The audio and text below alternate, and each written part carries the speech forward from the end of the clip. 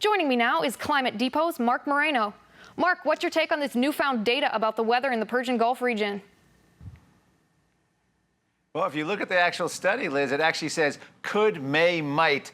It's a complete modeling study of just a bunch of scary predictions, not based in reality. They've admitted, United Nations climate scientists have admitted that the models used to make these predictions of 50 to 100 years don't account for half the variability in nature. In other words, the scientists can juice and tune a model to pretty much say anything they want it to. So when the current reality fails to alarm, and it's not alarming, according to satellite data, we're at over 18 and a half years without any change in global temperature. In other words, global temperatures have been at a standstill. How do you make that sound scary? You make a bunch of scary predictions about 100 years from now, and you say, hey, it's worse than we thought. You say, what's worse than we thought? Temperatures haven't gone up. And they say, well, the answer is our predictions of the future are now much worse than they were a few years ago.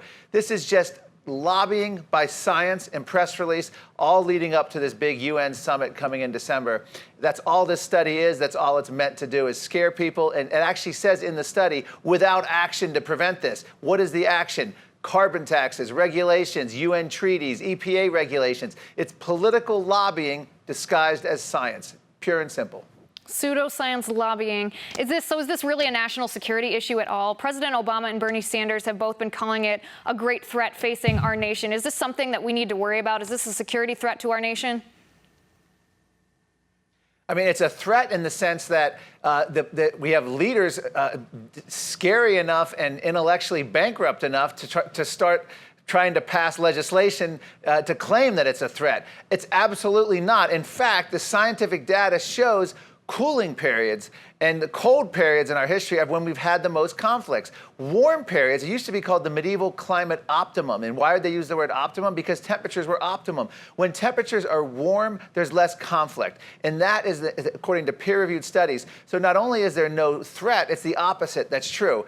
And if you look at all the data, they're trying to say, for instance, ISIS was created by the Syrian drought due to our SUV use and our coal use caused a drought in Syria, which raised ISIS, which is causing more instability in the Middle East.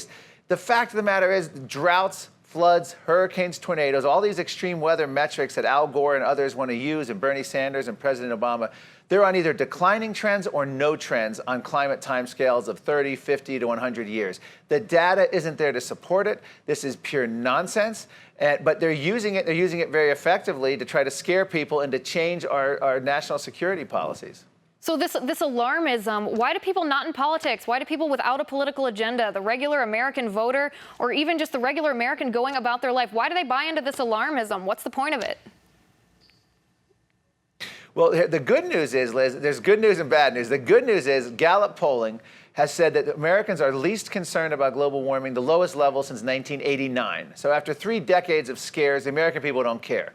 Second thing they've said, Gallup, is, and Pew and other research, among all issues, global warming is dead last, behind everything from national security, terrorism, economics, healthcare, et cetera. Global warming usually ranks 19th or 20th out of the list of 20 issues. Most importantly, Gallup found the American people rank global warming dead last among, wait for it, drum roll please, environmental issues. In other words, behind species extinction, deforestation, clean air, clean water. Global warming is 7th out of 7th, dead last. So the American people, not only do they not care about global warming, they couldn't care any less if they tried. They understand the issue.